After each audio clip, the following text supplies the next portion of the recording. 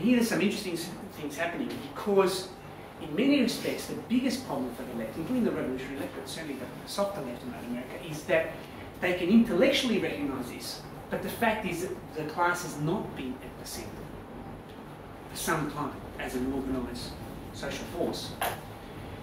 That makes it much easier for more or less genuine revolutionaries to fall back in terms of their reference points to the rest of the left rather than the class as a whole as it moves into genuine and real action.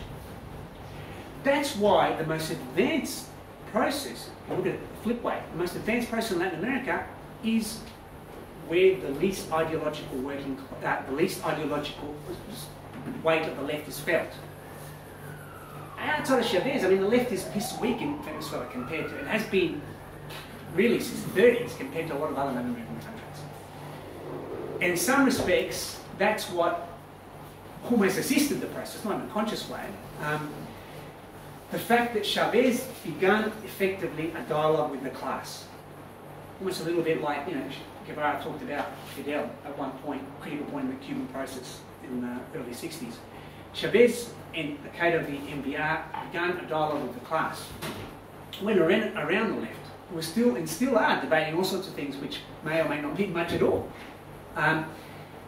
So this is the tricky thing, finding a way, especially when it's small forces, you know, when you're not Chavez and have the military and the MBR, etc., to finding that engagement with the class as a whole. Because that's the way, fundamentally, historically, historical materialism will be reconstituted. I think I wanted to just finish, I think this is appropriate, with a quote from, which I think encapsulates, it's a bit academic, but still a quote that encapsulates this as a task for the left from Zizek. Who incidentally is interesting to do, I should just say one little commentary thing. He has his sort of political view. Zizek seems to support nobody except Chavez, interestingly. He's total 200% support of Chavez. Doesn't seem to support anything, and he has this ultra-left bent on the sort of description of the world that we're detailing and talking about here, which is that his view of it, which is an interesting one to think about to our left flank, so to speak, including, I think this is a sort of view of some of the ultra-lefts even here, which is this view that what's the point, or there is not much point, getting involved in struggles that seem to, you know, do nice things, as he puts it, but really go nowhere in terms of the, you know, the actual relationship of forces and power. In other words, his big sort of emphasis is capitalism lets you do all these things, all these good things. You know, have big demos that have, you know, millions of people against the war, and then once you go home, no worries, nothing happens. The war continues, etc. So he has a very ultra-left bent interpretation on that demobilisation, which has undoubtedly occurred of the class and of the left, class of the left.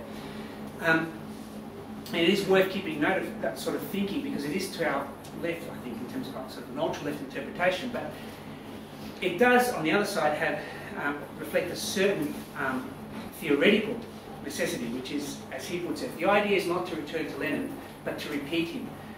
The return to Lenin aims neither at nostalgically reenacting the good old revolutionary times, nor at the opportunistic, pragmatic adjustment of the old program to the new conditions, but at repeating, in the present world conditions, the Leninist gesture of reinventing the revolutionary project in the conditions of imperialism and colonialism, more precisely after the political ideological collapse.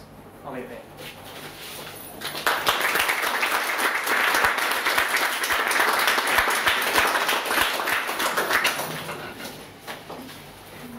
Okay, comrades, if we stay on schedule, we've got